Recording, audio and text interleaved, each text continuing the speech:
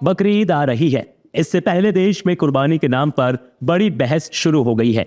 इसकी शुरुआत हुई नितेश राणे के बयान से। उन्होंने हाउसिंग सोसाइटियों में कुर्बानी देने पर बुलडोजर और कड़ी कार्रवाई की चेतावनी दे दी है। नितेश राणे ने साफ साफ कहा कि कहीं खुले में सोसाइटी में कुर्बानी दी तो अगली सुबह वो पाकिस्तान में होगा। उनके बयान का साथ दिया गिरिराज सिंह ने। गिरिराज सिंह ने भी साफ कहा कि गाय की कुर्बानी नहीं होगी।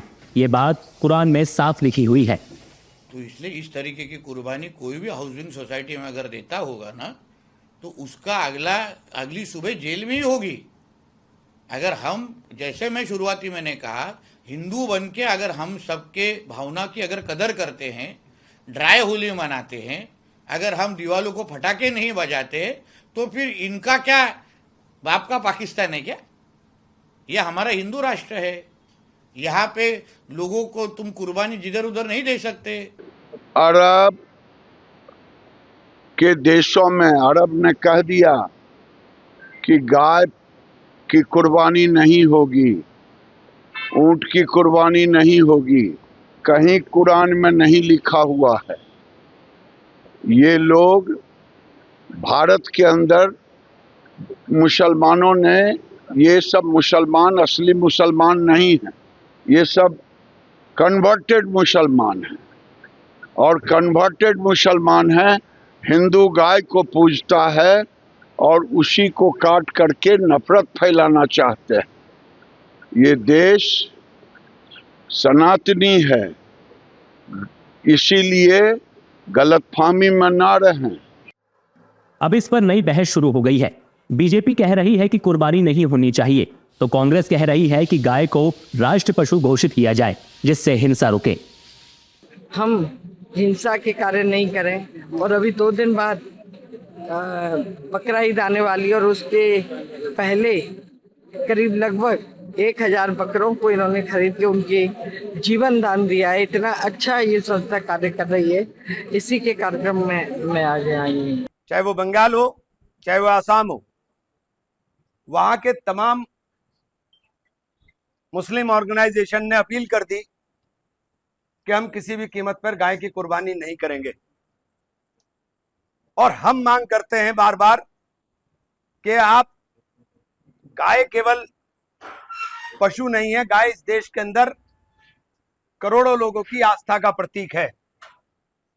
और आप गाय को राष्ट्रीय पशु घोषित करो। लेकिन ये डबल और ट्रिपल इंजन की सरकार इस विषय को लेकर के गंभीर नहीं है। इस मामले पर यूपी सरकार में मंत्री ओपी राजभर और कांग्रेस नेता आराधना मिश्रा ने अपनी अपनी राय रखी है। सुनिए। और इस्लाम में कोई कहीं नहीं लिखा है कि कुर्बानी गायों की दी जाए। देखिए, ये तो कई सब लोगों ने सामाजिक रूप से, और कई धर्मगुरुओं ने भी उन्होंने भी ये बात कही है, तो इसका तो सम्मान होना चाहिए। पर मैं ये बात ज़रूर कहूँगी कि इस पर भी मुख्यमंत्री जी को बोलना चाहिए कि इस भीषण गर्मी में जिस तरह से बिजली का संकट है, जिस तरह से जनता सड़क पर है, और उसको उसका अधिकार देने के बजाय, उसकी बात सुनने के बजाय उनको पुलिस की लाठियाँ दी जा रही हैं, तो क्या ये न्यायप्रिय है? वहीं इस बहस पर मौलाना और संतों की भी प्रतिक्रियाएं आ रही हैं। मौलाना साफ कह रहे हैं कि कुर्बानी तो होगी ही, लेकिन स्वामी यतीन्द्रानंद ने इससे लेकर सवाल खड़े किए हैं। नीतीश राणे को कैसे समझाया जाए, किस तरह उनको इस्लाम का पाठ पढ़ाया जाए, और कैसे उनको बताएं कि भाई इस्लाम में वर्चुअल का कोई फलसफा नहीं है। इस्लाम प्रैक्टिकल की बात करता है। इस्लाम के उसूल और ज़ाब्ते हैं, और उनके उसूलों पर इस्लाम के अनुयायी मुसलमान अमल करते हैं। यहाँ वर्चुअल कुछ नहीं है, दिखावा नहीं, हवा हवाई कोई बात नहीं। जो भी बात है प्रैक्टिकल तौर पर। और कुर्बानी हमेशा से होती आई है, हमेशा से होती रहेगी। में कहा गया था जो सबसे ज़्यादा प्रिय तुमको है उसकी कुर्बानी दो। तो क्या इस्लाम को केवल बकरी और ये ऊंट यही प्रिय हैं? बलि प्रथा भारत में भी रही है, हमारे शास्त्रों में है, लेकिन धीरे धीरे उस प्रथा को समाप्त किया गया है। उसको कभी भी अच्छा नहीं माना गया। तो इस्लाम के अंदर भी इस्लाम के विचारकों को विचार करना चाहिए और भारत सरकार को भी विचार करना चाहिए कि ये जो बेजुबान जानवर काटे जाते हैं, रक्त बहाया जाता है, ये बंद होना चाहिए। जीव के स्वाद के लिए ये सब नहीं होना चाहिए। दरअसल ईद उल अजहा यानी बकरीद इस्लाम धर्म का एक बेहद खास और पवित्र त्योहार माना जाता है।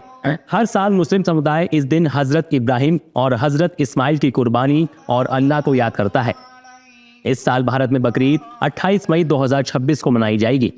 इस्लामिक नियमों के अनुसार इनमें बकरा, बकरी, भेड़, दुम्बा, भैंस, बैल और ऊंट की कुर्बानी दी जाती है।